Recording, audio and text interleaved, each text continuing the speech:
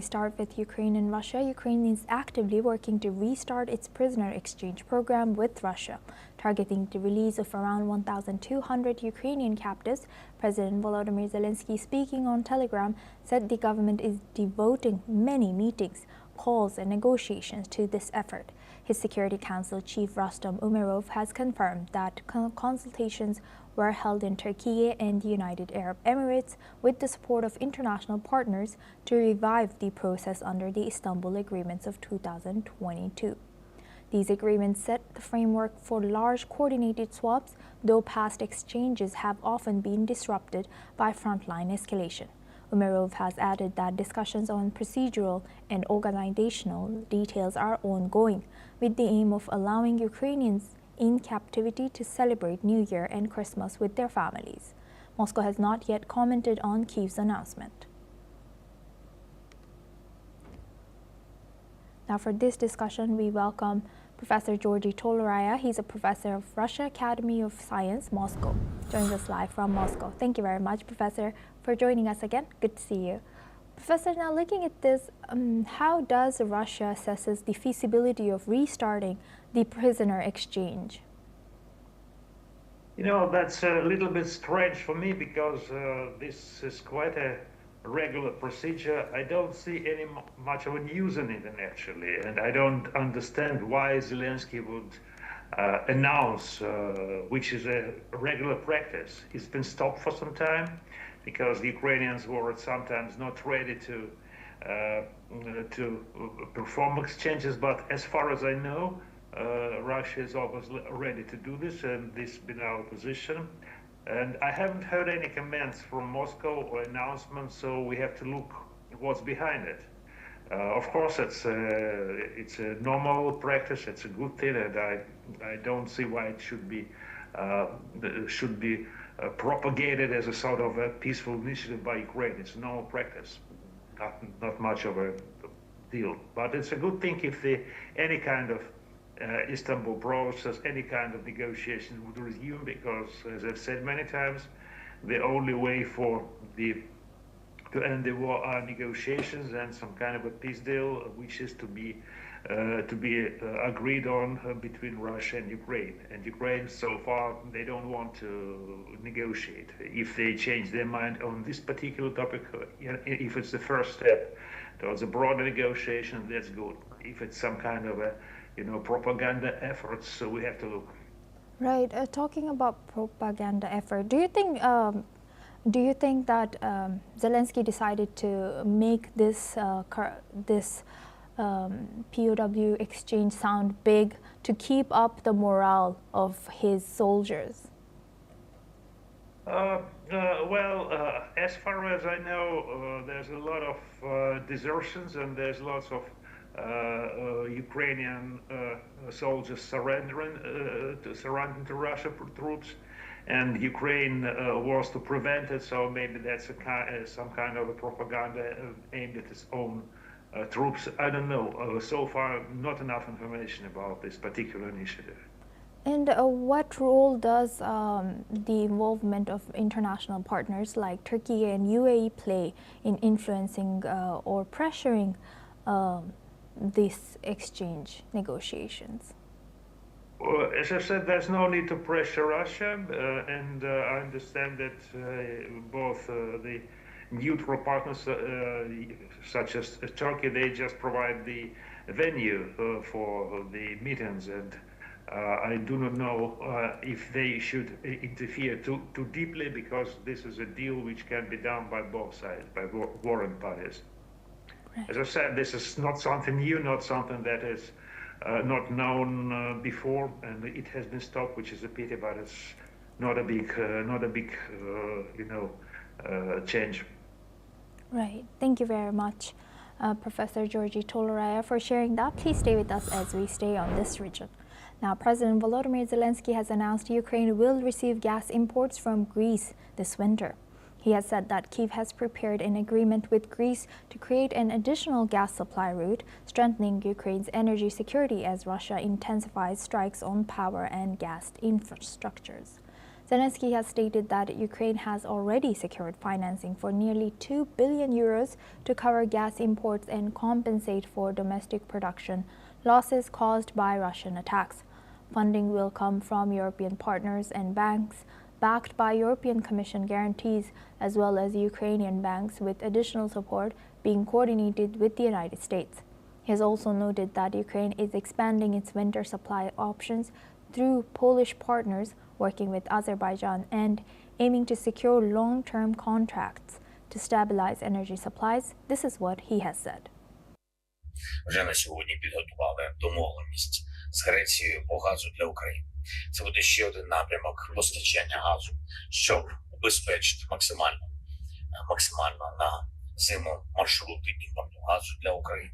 Вже є у нас домовленості про фінансування імпорту газу, і ми закриємо потребу майже 2 мільярди євро на імпорт газу, щоб компенсувати втрати українського видобутку через Росію. Now for this discussion, we welcome back Professor Georgi Toleraya. He's a professor of Russia Academy of Science, joins us live from Moscow. Thank you very much, Professor, for staying with us.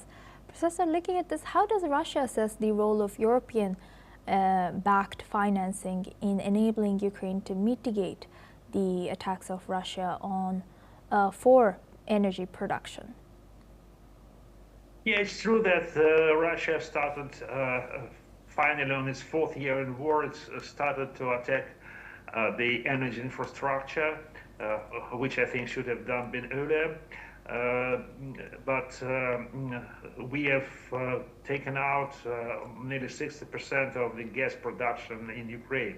And Ukraine has stopped Russian transit gas from which we used to get the gas before. So it's funny that as a result they have to buy actually the same Russian gas from Europe.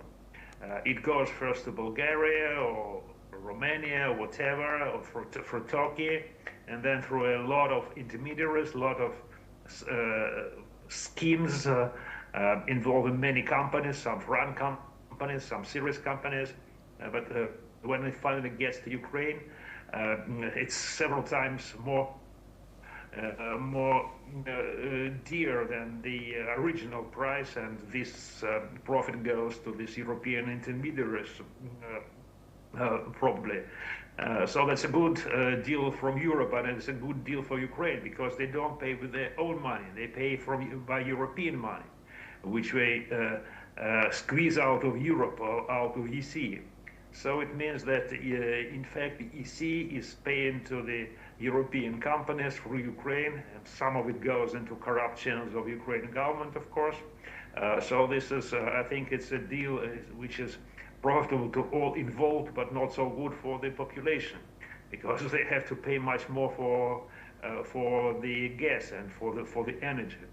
As for Greece, this I know that Zelenskyy has rushed to Greece, where he wants to find some support in anti-aircraft equipment and other weapons, and among this is also this deal with the gas.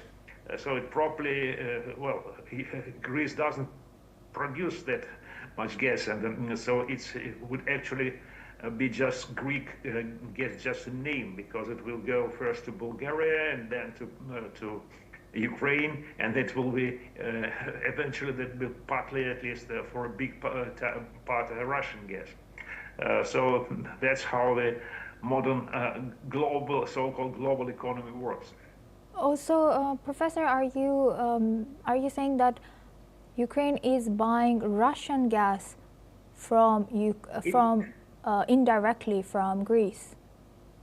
In fact, the main source is still Russia, which goes to the southern Europe through different channels, for Turkey, for other channels, and then part of it goes to Ukraine.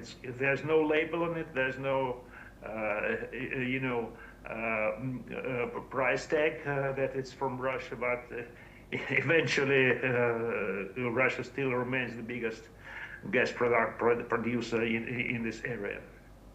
And do you think that Ukrainian people or people in Europe know about the supply chain? Well, I don't know. I'm not sure this is much researched or much publicized in Europe. But well, actually, if you come to think of it, then you have to find out where it comes from. Partly the gas to Europe from as a liquefied gas from the US and other markets. But if you speak about natural gas, that's usually Russian gas. How do you think this? Sometimes from Central Asia and Azerbaijan, but that's a smaller Yes. part. Yes. So how do you think this, indirectly coming from these gas that's indirectly coming from Russia, but through Greece, Poland, Azerbaijan, alter Ukraine's regional energy dynamics or shift regional energy dynamics? Of course, it shifts the range of dynamics, but as I said, I cannot, I haven't made any special research on this, so I cannot state it as a scholar, as a researcher. But from as far as I know, as far as I understand, this kind of commerce, it mostly brings profit to certain European elites who are involved in this business. Yeah, thank And you. of course, those Ukrainian officials who are well known for their corruption.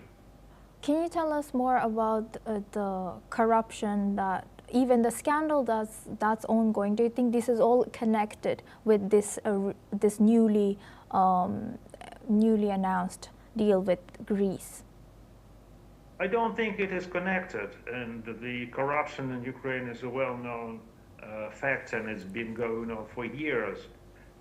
This new particular case, I don't know why it got publicized. There's some kind of internal struggle inside the Ukrainian elite, and maybe also with the support of the West, in order to change dynamic in the power elite. So it should be taken as a sign of this political process, rather than something unexpected that couldn't have been unearthed earlier.